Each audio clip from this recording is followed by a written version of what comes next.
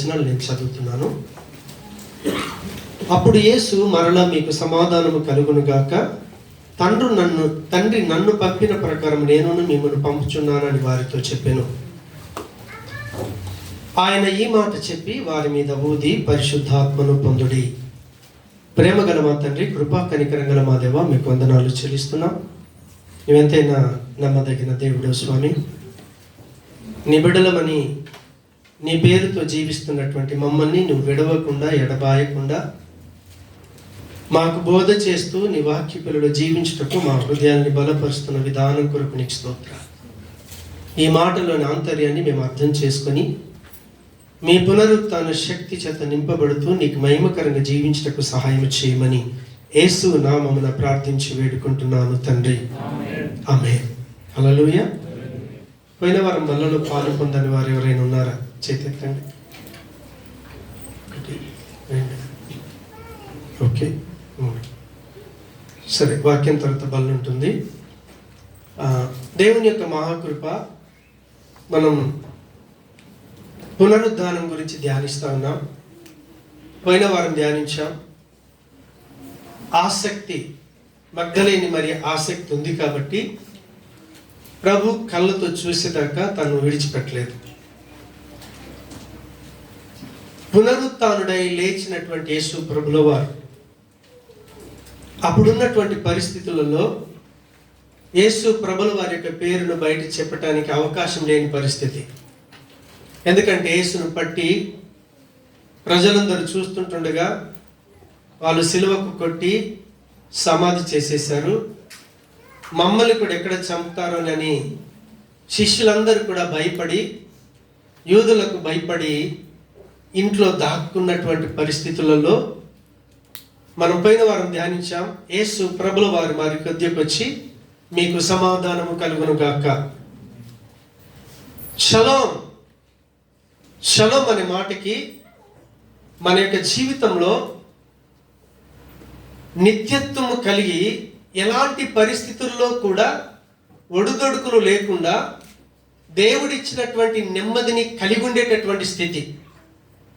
అలాంటి స్థితిని ఏ వ్యక్తి అయితే తన జీవితంలో పునరుత్థానుడైన క్రీస్తును అనుభవించే స్థితిలో ఉంటారో, అందుకే వాక్యం చెప్తుంది, మీరు క్రీస్తుతో కూడా లేపబడిన వారైతే, క్రీస్తు అయితే లేచాడు, మరి మీ పరిస్థితి ఏంటి? మీ పాపాన్ని ఒప్పుకున్నారా? పరిశుద్ధాత్ముడికి అవకాశం ఇచ్చారా? మీ యొక్క జీవితంలో ఈ పునరుత్థాన ఆరాధన అనేది ఏంటి అంటే, ఇది ఒక ఉజ్జీవముతో కూడినటువంటి కూడిక. యేసు ప్రభుల వారు చనిపోకంటే ముందు పరిస్థితులు వేరు. క్రీస్తు చనిపోయి తిరిగి లేచిన తర్వాత ఆయన పునరుద్ధాన శక్తి మనలో భ్రష్టు పట్టిపోయిన మనస్సును అది క్లీన్ చేసుకుంటూ దినం జీవములో ఎదుగుట కొరకు ఉజ్జీవములోకి నడిపించేటటువంటి ఆ స్థితిని, ఆధిక్యతను దేవుడు సంఘానికి ఇచ్చాడు, సంఘ బిడ్డలకు ఇచ్చాడు.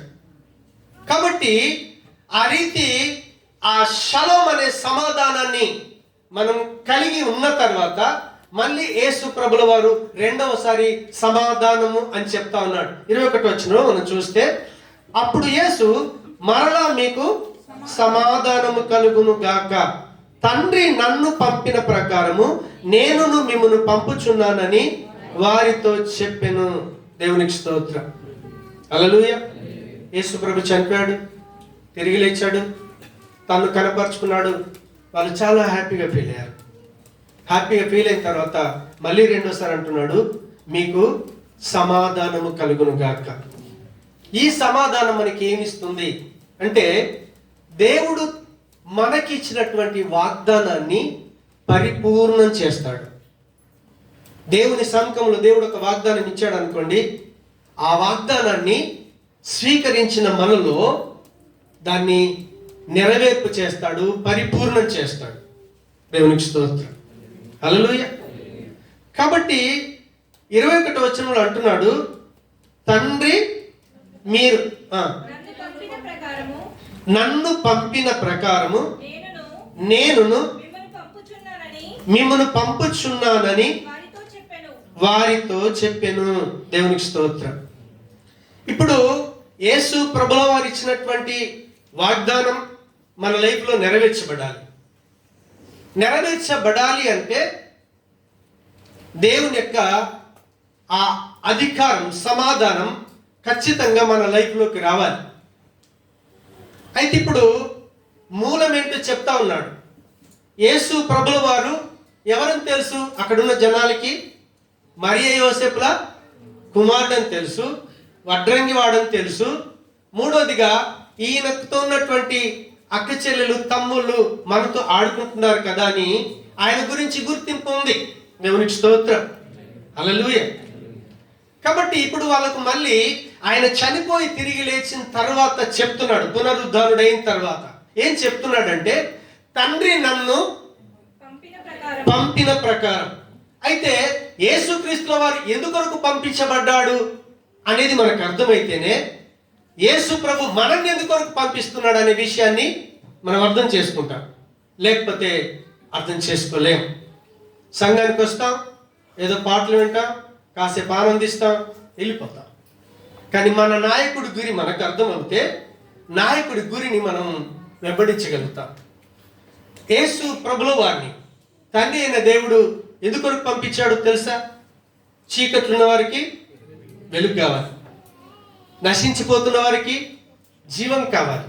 అంటే దేవుని యొక్క రాజ్యంలో ఉండేవాళ్ళు నిత్యంలో ఉండేటటువంటి వారు, వాళ్ళకి మరణంతో సంబంధంలే. కాబట్టి యేసు ప్రభుల వారు చెప్తా ఉన్నాడు, మీరందరూ యెహోవా దేవుడు అని అంటున్నారే, ఆ దేవుడు, ఆ తండ్రి నన్ను ఎందుకు పంపించాడంటే దేవుని యొక్క రాజ్యాన్ని ఈ ప్రజల మధ్యన మీరు ప్రకటించాలి. దేవునికి స్తోత్రం. యేసు ప్రభుల వారి ఉద్దేశం అదే. తాను వచ్చింది అందుకొరకే, దేవుని యొక్క రాజ్యాన్ని ప్రకటించడానికి వచ్చాడు. అందుకే ప్రభు అంటున్నాడు, తండ్రి నన్ను దేని కొరకైతే పంపించాడో, మళ్ళీ చదువు. తండ్రి నన్ను పంపిన ప్రకారము నేను మిమ్మల్ని పంపుచున్నాను. దేవునికి స్తోత్రం. ఇప్పుడు ప్రతి క్రైస్తవుడి యొక్క బాధ్యత ఏంటి అని అంటే, నన్ను తండ్రి ఎందుకు పంపించాడో అదే ఉద్దేశం కొరకు నేను మిమ్మల్ని కూడా పంపిస్తున్నాను. మీరు కూడా వెళ్ళి ఏం చేయాలంటే దేవుని యొక్క రాజ్యాన్ని మీరు ప్రకటించాలి. దేవునికి స్తోత్రం. మనకున్నటువంటి అల్టిమేటం, ఫైనల్ గురి ఒకటే. ఆయన నాకు చెప్పాడు, నువ్వు వచ్చావు కదా, నేను ఎందుకు కొరకు వచ్చానో, నన్ను అనుసరిస్తున్నావు కాబట్టి నువ్వు కూడా అదే పని చేయాలి. దేవునికి స్తోత్రం. ఈ మాట చెప్పి 22వ వచనం మనం చూద్దాం. ఆయన ఈ మాట చెప్పి వారి మీద ఊది పరిశుద్ధాత్మను పొందుడి. దేవునికి స్తోత్రం. ఆయన ఈ మాట చెప్పి అని అన్నాడు. ఏ మాట చెప్పాడు ఇందాక? తండ్రి నన్ను మేము పంపిస్తున్నాను. తండ్రి యేసు ప్రభుల వారి బోధన గమనించండి. అక్కడ శాస్త్రులు, పరిసయ్యులు ఉన్నారు.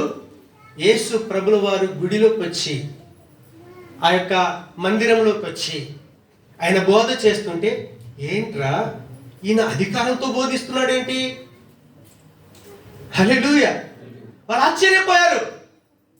ఇప్పుడు ఏ అధికారంతో క్రీస్తు దేవుని యొక్క రాజ్యాన్ని ప్రకటించాడో, ఇక్కడున్న మనమందరం, నాతో సహా మనం కూడా అదే అధికారంతో దేవుని యొక్క రాజ్యాన్ని మనం ప్రకటించాలి.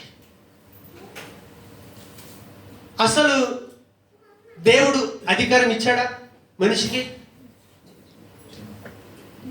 మీరు ఆదికాండం 2వ అధ్యాయంలోకి వెళ్ళి 15వ వచనాన్ని చూస్తే, 14-15 వచనాల తర్వాత చూడండి. ఆదాము అవ్వల్ని చక్కగా తయారు చేశాడు. తయారు చేసి ఏదేను తోటను సేద్యము చేయటానికి, కాపాడటానికి, కాచుట కొరకు వాళ్ళని అక్కడ ఉంచాడు. తర్వాత వాళ్ళకి అర్థం కాల, ఏంటి తోట పెట్టాడు, తోట పెట్టి దీన్ని సేద్యం చేయమంటున్నాడు, దీన్ని కాపాడమంటున్నాడు అనే ఆ సందిగ్ధంలో ఉన్నాడు. ఆ సందిగ్ధంలో ఎప్పుడైతే వాళ్ళు ఉన్నారో, సాతాను గాడు వాళ్ళ మైండ్ను క్యాచ్ చేశాడు. దేవునికి స్తోత్రం. వాస్తవంగా ఆదికాండం 1వ అధ్యాయం 26, 27, 28 వచ్చిన తర్వాత చదువుకోనండి. దేవుడు తన పోలికలో, తన స్వరూపంలో మానవుని చేశాడు, స్త్రీగా పురుషునిగా చేశాడు.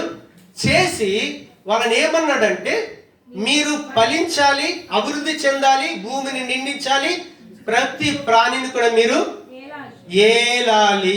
నోటెడ్ పాయింట్, మనం దాన్ని నోట్ చేసుకోవాలి, అండర్లైన్ చేసుకున్నాను. ఏలటం అంటే అధికారం. ఈ దేశాన్ని ఎవరు వెళ్తున్నారు? రాజు వెళ్తున్నాడు. దేవునికి స్తోత్రం, హల్లెలూయా. అస్సలు మానవుని తయారు చేసినప్పుడే దేవుడు ఒక అధికారం ఇచ్చి ఆయన ఒక ప్రణాళిక చేశాడు. ఆ అధికారాన్ని మానవుడు కలిగి ఉన్నాడు. ఆ అధికారం ఎప్పుడైతే పోగొట్టుకుంటాడో, ఆదికాండం 3వ అధ్యాయంలోకి వచ్చేసరికి 4-5 వచనాల్లో సాతానుడు అన్నాడు ఏంటంటే, అని పలకరించి ఏమంటాడంటే, దేవుడు మీకేమైనా చెప్పాడా? చెప్పాడు. ఏంటి? నేను తిని దినమనా చెప్తామని. అవునా? అయితే ఎప్పుడైతే తను ఆ మంచి చెడ్డల వృక్ష ఫలం దగ్గరికి, చెట్టు దగ్గరికి వెళ్ళాడో, సాతానుగాడు వీళ్ళని ఇక్కడ ఉంచాడు. గోల్ ఏంటో మర్చిపోయారు. వాళ్ళు ఫలించాలి, అభివృద్ధి చెందాలి, భూమిని నిండించాలి, ఏలాలి. హల్లెలూయా. కాబట్టి సాతాను ఏం చేశాడంటే, ఇప్పుడు ఏలే అధికారం ఉందనుకో, మొత్తం భూమి మీద దేవుని పిల్లల చేత భూమి నిండిపోద్ది. అప్పుడు సాతాను ఏం చేశాడంటే, వాడికి అవకాశం ఉండదు కాబట్టి జస్ట్ ఒక బిస్కెట్ వేసాడు. ఏంటంటే, నేను చావరు. సపోజ్ మీరు తిన్నారనుకోండి, దేవుడు మిమ్మల్ని చేశాడు కదా, అలా దేవతల్లాగా అయిపోతారు మీరు అనేసరికి వాళ్ళ ముందున్న పరిస్థితి ఏంటో తెలుసా? మంచి ఆకలి ఉంది, చూస్తేనేమో బాగా కనిపిస్తుంది, అవునా? చూడటానికి బాగుంది, పైగా ఇక్కడ ఆకలి ఎత్తుంది. ఇప్పుడు దేవుడిచ్చిన అధికారాన్ని సాతానుకు అమ్మేశారు. అప్పుడు ఏమైంది అంటే, ప్రపంచంలో ఉన్నటువంటి మానవులంతా, ఎందుకంటే ప్రథమ మానవులు ఆదాము అవ్వలే కాబట్టి వారి సంతానం అంతా కూడా పాపపు యొక్క అధికారం కిందికి వెళ్ళిపోయారు. సాతాను యొక్క అధికారం కిందికి వెళ్ళిపోయారు. ఇప్పుడు ప్రపంచ ప్రజల్ని ఏలుతున్న వాడు ఎవడు అంటే, రాజు ఎవరో తెలుసా? సాతానుడు. దేవునికి స్తోత్రం, హల్లెలూయా. ఏ కులం కావచ్చు, మతం కావచ్చు, భాష కావచ్చు, దేశం కావచ్చు, ప్రపంచంలో ఉన్నటువంటి ప్రతి మానవుడు, ప్రతి దేశాన్ని మనం అబ్జర్వ్ చేస్తే వాళ్ళంతా కూడా మూలపితరుడైన అబ్రహామును, ఆదాము అవ్వల నుంచే వాళ్ళు వచ్చేసారు. కాబట్టి ప్రతి మానవుని పాపం ఏలుతా ఉంటే, దేవుడిచ్చిన అధికారాన్ని వాళ్ళు పోగొట్టుకొని ఉంటే, అప్పుడు దేవుడు ఏం చేశాడంటే, భూమి మీద సాతాను రాజ్యం వెళ్తా ఉన్నాడు, నువ్వు వాళ్ళ మధ్యలోకి వెళ్ళి నువ్వేం చేయాలి? దేవుని యొక్క రాజ్యాన్ని నువ్వు ప్రకటించాలి. దేవునికి స్తోత్రం. అందుకే యేసు ప్రభుల వారు వచ్చి మతాల గురించి, కులాల గురించి, ప్రాంతాల గురించి మాట్లాడలేదు. ఆయన ఎక్కడికి వెళ్ళినా దేవుని యొక్క రాజ్యమును గురించి ఆయన చెప్పుకుంటూ వచ్చాడు. దేవునికి స్తోత్రం, హల్లెలూయా. అయితే యోహాను సువార్త 2:22 వచనం ఒకసారి మళ్ళీ చూద్దాం. 22:22. ఆయన ఈ మాట చెప్పి వారి మీద ఊది పరిశుద్ధాత్మను పొందుడి. ఆయన ఈ మాట ప్రకటించినప్పుడు ఏ ప్రభుత్వం ఉందో తెలుసా? రోమా ప్రభుత్వం ఉంది. కైసరు చక్రవర్తిగా ఉన్నాడు. కైసరు చక్రవర్తిగా ఉన్నాడు. రాజుల యొక్క కాందంలో వాళ్ళు ఒక వార్తను ప్రకటించేటప్పుడు, రాజులు ఎప్పుడైనా ప్రకటిస్తారు చెప్పరంట, సువార్తను ప్రకటిస్తారు, చెప్పుడు ఉండదు. దేవునికి స్తోత్రం. కైసరు చక్రవర్తికి కుమారుడు పుట్టాడు అనుకోండి, వాళ్ళు ప్రకటన చేస్తారు. ఏంటో తెలుసా? నా తర్వాత మిమ్మల్ని ఏలబోయే రాజు పుట్టాడు. ఇప్పుడు మీరు అందరూ కూడా ఆయన అధికారం కిందికి రావాల్సిందే. దాన్ని ఏమంటారంటే వాళ్ళ భాషలో ఎవాంజలియం. అందుకే ఇప్పుడు సువార్తను కూడా ఎవాంజలిజం అని తీసుకురావడానికి కారణం ఏంటి అంటే, అప్పుడున్నటువంటి ఆ రోమా ప్రభుత్వం వాళ్ళను పరిపాలించబోయే యువరాజు పుట్టినప్పుడు వాళ్ళు దేశమంతా కూడా ప్రకటన చేసేవాళ్ళు. దేవునికి స్తోత్రం. కాబట్టి సువార్త ప్రకటిస్తారు తప్ప బతిమలాడుకుంటూ చెప్పేది కాదు. దేవునికి స్తోత్రం. హల్లెలూయా. అయితే ఆ మాట చెప్పి తండ్రి నన్ను ఎందుకొరకు పంపించాడో నేను కూడా మిమ్మల్ని అందుకొరకే పంపిస్తున్నానని చెప్పిన తరువాత యేసు ప్రభుల వారు చేసిన పని ఏంటిదంటే, వారి మీదకి పరిశుద్ధాత్మను ఊది మీరు పరిశుద్ధాత్మను పొందండి. దేవునికి స్తోత్రం. ఒక వ్యక్తి యేసు ప్రభుల వారిని, నేను పాపిని, నా మీద పాపం ఏలుతా ఉంది, నన్ను సాతానుడు ఏలుతున్నాడని గ్రహించి యేసయ్య నామం పేరట నేను పాపినని ఎప్పుడైతే మీరు బాప్తీసం పొందుతారో, దేవుడు మనకిచ్చినటువంటి గొప్ప వరం ఏంటో తెలుసా? పరిశుద్ధాత్ముని ఇస్తాడు. అప్పుడు జరిగేది ఏంటో తెలుసా? యేసయ్య నామం పేరట బాప్తీసం పొందిన మనం సాతాను యొక్క అధికారం కింద నుంచి, పాపపు యొక్క అధికారం కింద నుంచి దేవుని అధికారం కిందికి వస్తాం. అందుకే అక్కడ ప్రభు అన్నాడు, మీకు సమాధానము కలుగును గాక అని చెప్పి వారి మీద పరిశుద్ధాత్మను ఊది మీరు పొందండి.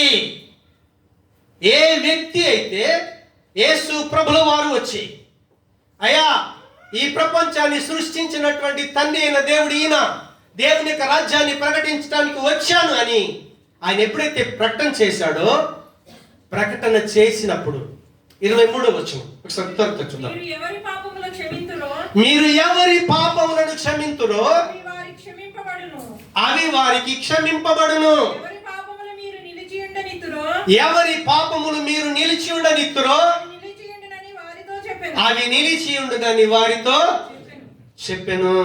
దేవునికి స్తోత్రం. ఇప్పుడు యేసు ప్రభుల వారు డైరెక్ట్ ఏం చేస్తున్నాడు?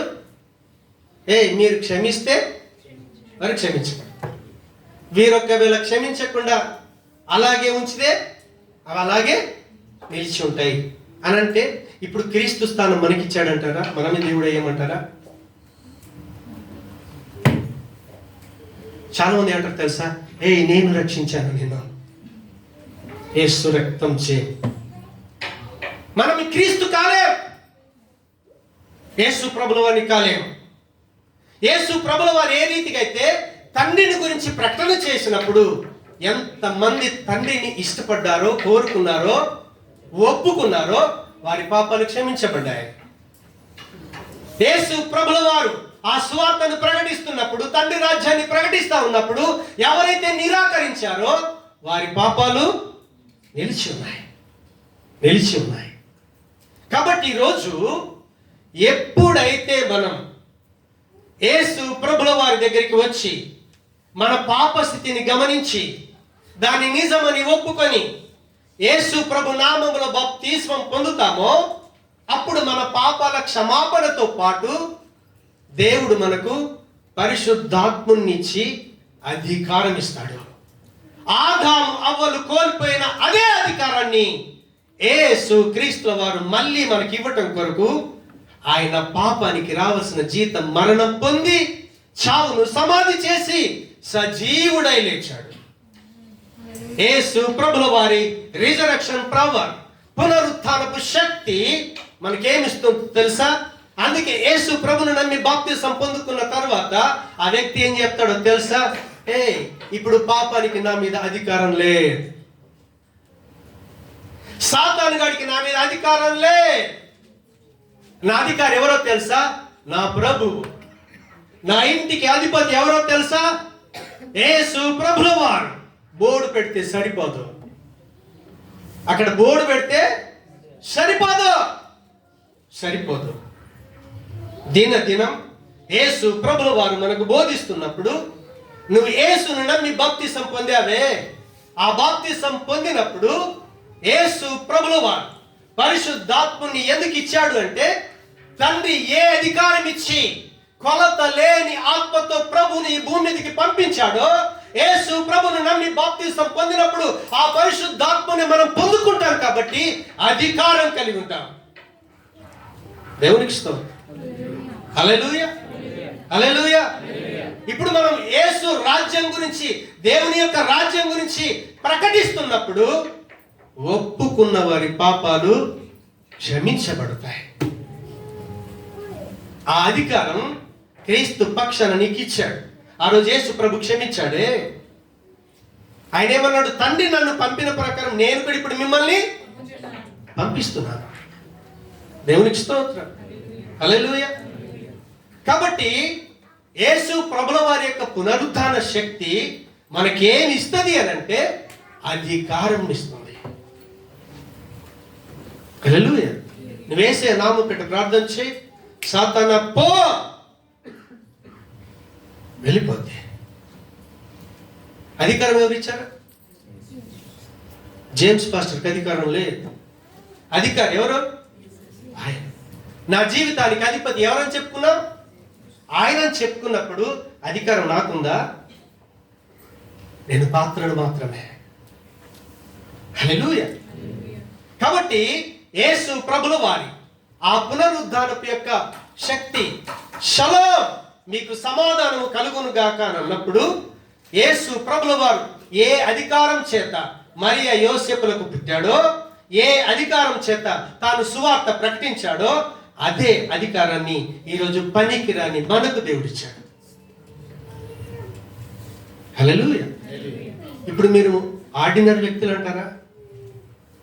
ఒకసారి ఆలోచన చేయండి. దేవుని యొక్క ఆ పునరుద్ధాన శక్తిని మనం అనుభవించలేని స్థితిలో ఉన్నప్పుడు ఆయన మాటకు లోబడం, వాక్యాన్ని ఇష్టపడం, ఆయనను ఇష్టపడం, అసలు ఆయనంటే ఆసక్తి ఉండదు. మన ఆసక్తి అంతా ఏంటో తెలుసా? ఏం తిందాం, ఏం ధరిద్దాం. హల్లెలూయా. దుబాయ్కి వచ్చాం, ఎంత సంపాదించాం, టార్గెట్ ఏంటి, ఈ స్థితిలో ముందుకెళ్ళిపోతామే తప్ప ఎప్పుడైతే ఆ పునరుద్ధాన శక్తి మనలో ఉంటుందో, యేసు ప్రభుల వారు తనను గురించి తాను ఆలోచన చేయలేడు. మీరు ద్రాక్షవల్లి, నేను తీగలన్నాడు. ద్రాక్షవల్లి తన కొరకు తను ఫలిస్తుందా? ఒక చెట్టుకు పండు వస్తుంది కదా, చెట్టు తింటదా? తినదు. ఎవరికి మరి? ఎదుటి వాళ్ళు. మనం క్రీస్తులోకి వస్తే ఆ రిజరెక్షన్ పవర్, పునరుద్ధాన శక్తి, ఆ షలోమ్ అనే సమాధానాన్ని ఒకవేళ మనకు ప్రభువు ఇస్తే నిన్ను గురించిన ఆలోచన విడిచిపెడతాం. నేను, నాది అనే స్వార్థం. యేసు ప్రభుల వారు ఏ ఉద్దేశం చేత ఈ భూమి మీదకి వచ్చాడో ఆ ఉద్దేశము నెరవేర్పు కొరకు కావలసినటువంటి శక్తిని పునరుద్ధాన శక్తి మనకిస్తుంది. హల్లెలూయా, హల్లెలూయా. దేవునికి స్తోత్రం, హల్లెలూయా. చాలాసార్లు మనం అనుకుంటాం, వాస్తవంగా యేసు ప్రభుని గురించి మనం చదివితే ఆయన జస్ట్ ఒక మాట సెలవిస్తే చాలు, ఏది కమ్మంటే అది అవింది, కలుగును గాక అంటే కలిగిందే. ఇలా అన్నాడు, ఆగిపోవాల్సిందే. గాలి తుఫాన్ ఆగిపోవాల్సిందే, సముద్రం నిమ్మలం కావాల్సిందే. అంతటి అధికారం కలిగినప్పుడు ఆయన. కానీ యేసు ప్రభుల వారు భూమి మీద నివాసం చేసినప్పుడు తాను ఏ అధికారాన్ని కలిగి ఉన్నాడో ఆ అధికారాన్ని మనం ఆయనను నమ్మి బాప్టిజం పొందినప్పుడు, ఆ పరిశుద్ధాత్మ దేవుడు మనకి ఇస్తా ఉన్నప్పుడు, పరిశుద్ధాత్మ యొక్క శక్తి మనలోకి వస్తే మనకు లోపల ఏం జరుగుద్ది అంటే, అపొస్తలుల కార్యం 1:8 ఎవరైనా చూడకుండా చెప్పాలి. అయినను పరిశుద్ధాత్మ శక్తి మీ మీదకి వచ్చినప్పుడు మీరు ఎక్కడున్నా సరే యేసు ప్రభుల వారికి సాక్షిగా ఉంటారు. దేవునికి స్తోత్రం. ఒక మాట చదివి నేను ముగిసి, లూకా సువార్త ఒకసారి 9వ అధ్యాయం 54-55 వచనాల్లోకి వెళ్ళి చూస్తే అక్కడ యాకోబు యోహన్లు ఇద్దరు ఉన్నారు. టైం లేదు, నేను ఎక్స్ప్లెయిన్ చేస్తున్నాను. యేసు ప్రభువు వారు ఏం చేశాడంటే, మీరు ఈ గ్రామానికి వెళ్ళి దేవుని యొక్క రాజ్యాన్ని ప్రకటించండి. వాళ్ళు ఏం బోర్డు పెట్టారు తెలుసా? క్రీస్తు పేరు చెప్పేటోడు మా గ్రామంలో అడుగు పెట్టడానికి లేదు, బోర్డు పెట్టేశారు. హల్లెలూయా.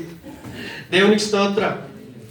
వాళ్ళు నిరాకరించారు. అప్పుడు వీళ్ళిద్దరు ఏమంటారంటే, ప్రభువా, ఏలియాలాగా ఆకాశం నుంచి అగ్ని దింపి వీళ్ళని కాల్చేయను అంటాడు. ఒరే, నేను వచ్చింది అందుకొరకు కాదురా, నాకు అధికారం లేదా? ఆయనను పట్టుకున్నప్పుడు తండ్రిని వేడుకుంటే సేనా వ్యూహాన్ని తండ్రి ఇవ్వలేడా? ఆయన అధికారం అది కాదు, నశించిపోతున్నవాడు కాపాడబడాలి, అలాంటి అధికారం. అందుకే యోహాను సువార్త 13వ అధ్యాయం, ఒకసారి ఈ మాట చదివి నేను ముగిస్తాను. 4-5 వచనాల్లో ఆయన ఏం చేస్తాడంటే, యోహాను సువార్త 13వ అధ్యాయం 4-5 వచనాల్లో చదవద్దు దయచేసి, టైం అయిపోయింది. అక్కడ యేసు ప్రభువారు తన పై వస్త్రాన్ని తీసి పక్కన పెట్టేసి ఆయన ఏం చేశాడో తెలుసా? నడుము టవల్ కట్టేసి ఇంట్లో పనోడు ఉంటాడే, ఆ పనోడి స్థానంలోకి వెళ్ళి వాళ్ళ పాదాల్ని కడిగేటటువంటి అధికారం. దేవునికి స్తోత్రం. బయట అధికారికి ఏమిటో తెలుసా? పెత్తనం చేసే అధికారం ఉంటుంది. కానీ క్రీస్తులోకి వచ్చిన తర్వాత క్రీస్తు ఏ అధికారాన్ని కలిగి ఉన్నాడో తెలుసా? వాడు ఉమ్మేస్తే తుడిచేసుకుంటాడు. వాడు తిడితే ఏం చేస్తాం?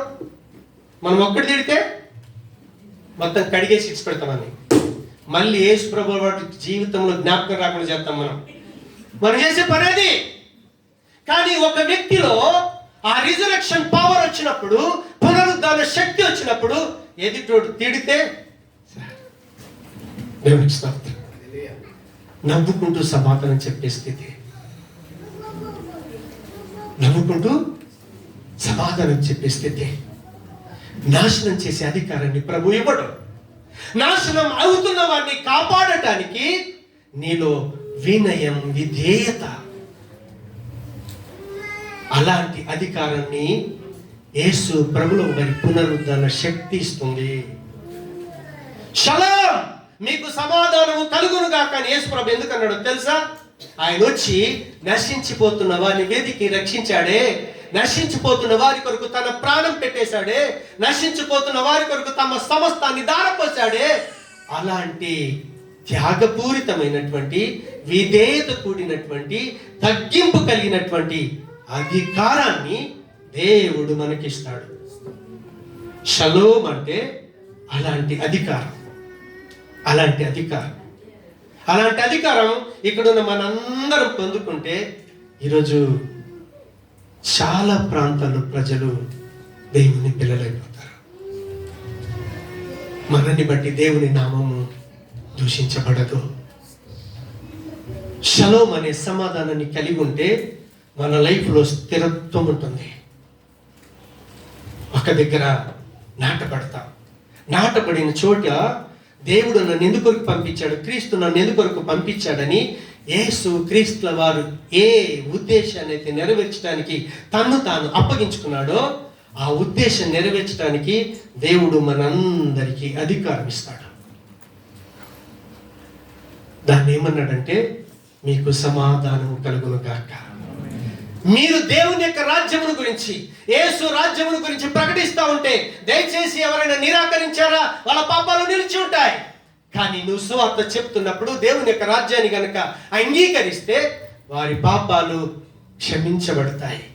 వాళ్ళు దేవుని పిల్లలవుతారు. సాతాను యొక్క అధికారం నుంచి, పాపపు యొక్క అధికారం కింద నుంచి దేవుని అధికారం కిందకి వస్తారు. అప్పుడు వాళ్ళు ఏమంటారో తెలుసా? నా రాజు యేసు, నా విమోచకుడు యేసు, నా దేవుడు యేసు అని తను స్వయంగా చెప్పగలుగుతాడు. అలాంటి సమాధానం మనము కలిగి ఉందుముగా. దేవుని మాటకు విధేయత కలిగి జీవించుదుముగా. ఆ దేవుని యొక్క పునరుత్థాన శక్తిని అనుభవించకుండా మనలో దాచిపెట్టుకుంటున్నామే అవిధేయతను, అక్రమమైన జీవితాన్ని ప్రభు సన్నిధానంలో గనుక ఒప్పుకుంటే ఆ భ్రష్ట స్వభావాన్ని ఈరోజు దేవుడు కాల్చేస్తాడు. దేవుని కొరకు నిలబడి, దేవుని కొరకు అవమానం పొందటానికి, సిగ్గుపడటానికి, హింసించబడటానికి, దూషించబడటానికి సౌమ్యముతో, ప్రేమతో నిన్ను అడిగిన ప్రతి ఒక్కరికి నీవు ఏ నిరీక్షణ కలిగి ఉన్నావో దాని గురించి చెప్పటానికి సిగ్గుపడకుండా సౌమ్యంతో విధేయతతో వాళ్ళకు సమాధానం చెప్పగలుగుతాం. అలాంటి జీవితాన్ని దేవుడు మనకు దయచేయునుగాక. ప్రార్థన చేసుకుందాం. ప్రేమ కలిగిన మా తండ్రి, నీ యొక్క సమాధానం మా కుల మతాలు మార్చలేదయ్యా. నీ రాజ్యం గురించి ప్రకటిస్తున్నప్పుడు మేము కనుక ఒప్పుకుంటే మా పాపాలు క్షమించబడతాయి. అగ్ని ఆరదు, పురుగు చావదే, భయంకర స్థితి నుంచి తప్పించబడతాం. మా పాపాలు క్షమించబడి నీ ఆత్మ చేత ముద్రించబడి నీ పిల్లలుగా జీవించేటటువంటి ఒక అద్భుతమైన జీవితం ప్రభా, ఇంకెవరైనా బిడ్డలు ఈ స్థలంలో నీ రాజ్యాన్ని అంగీకరించలేకుండా సంఘానికో సమాజానికో భయపడి నీ బిడ్డలు ఒకవేళ నిన్ను నిరాకరిస్తున్నారేమో, పరిశుద్ధ ఆత్మదేవా బిడ్డలను మీరు దర్శించండి. మీ కనికరం కింద బిడ్డలను జ్ఞాపకం చేసుకొని నీ రాజ్యాన్ని అంగీకరించే మనసిచ్చి నీ బిడ్డల పాపాలకు క్షమాపణనిచ్చి నీ ఆత్మ చేత ముద్రించబడి నీ అధికారం చేత జీవితాన్ని కొనసాగించడానికి మీరు సహాయం దయచేయండి. ఈరోజు మేము నిన్ను నమ్మాం, బాప్తీసం పొందాం, నా పాపాలు క్షమించబడ్డాయి. అయ్యా, దినదినం చేసే పాపములు పడిపోకుండా మీ పునరుత్థాన శక్తి చేత మమ్మల్ని ఉజ్జీవింపజేస్తూ, యేసయ్యా మీరు మమ్మల్ని ఈ లోకంలోకి ఎందుకొరకు పంపిస్తున్నారో ఆ ఉద్దేశం మా జీవితంలో నెరవేర్చబడటానికి మీరు కృప చూపించి సహాయం చేసి మహిమ పొందుమని విత్తబడిన నీ జీవపు మాటలు నా హృదయంలో, మా అందరి హృదయాల్లో నీరు కట్టి ఫలింపచేసి కేవలము నీ మహిమ కొరకు సాక్షులుగా నిలబెట్టుకోమని యేసు నామమున ప్రార్థిస్తున్నాను తండ్రి. ఆమేన్.